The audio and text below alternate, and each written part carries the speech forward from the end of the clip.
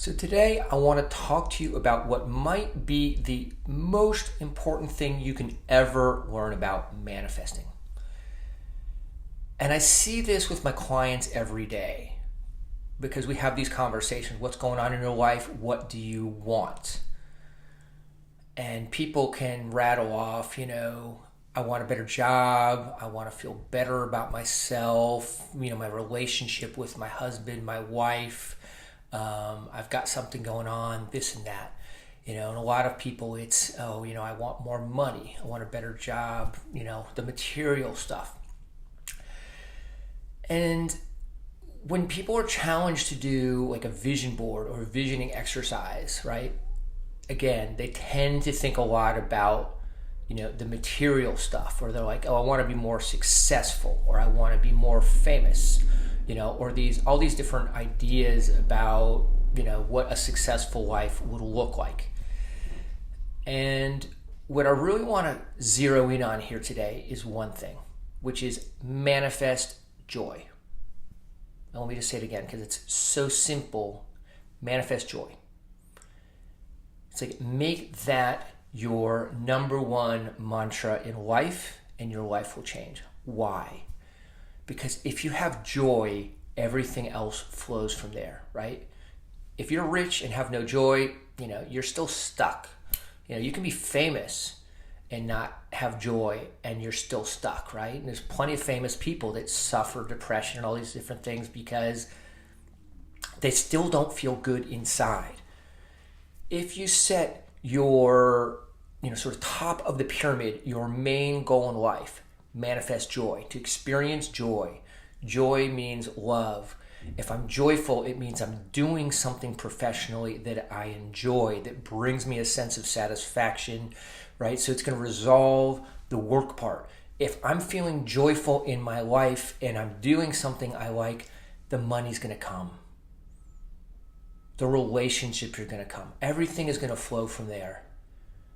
So when you set your vision for life, set your vision for joy, for love, and understand that everything else that you are seeking is derived from that one core goal. Now, for some of you, maybe this seems a little, wishy-washy, right? And I'm going to kind of signal out in particular the men here, right? Because most men, this is like a foreign language for them, right? Like joy, like, dude, I want to, flat abs and a hot chick and, fancy car and all that stuff. Well, you can have all that. There's nothing to say don't manifest that stuff, but manifest it from a place of joy, right? Again, don't be one of the millions of people out there that have all the stuff and they still feel empty inside, right? Fill yourself up with the love, with the joy. Have all of those material things, the relationships, everything else. But when you have that from a place of joy, the enjoyment of everything else is multiplied like by 10. Okay? So, for men, just think about it for a moment. What would life feel like if you had all those things you want and joy? Right? And ask yourself, why are, some of the top basketball coaches, if you ask them, in the NBA, what's your culture? And they will say joy, right? They're trying to bring balance for their teams because they see that their teams play better when it's not just about winning. They want to win, but they also want to have fun. They want to experience joy along the way. And they've found that those teams are more successful when they bring this into the mix.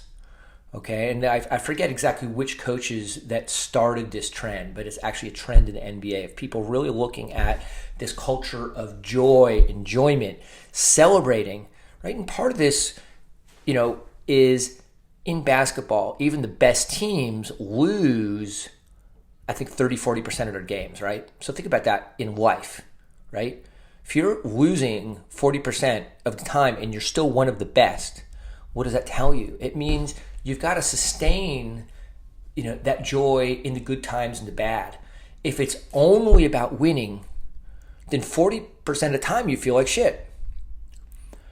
If you're allowing the joy to be the voyage, right, the path, and you're accepting there's going to be successes and failures along the way, right, then you don't get so down when you lose. You're like, okay, next time I'm going to win, right?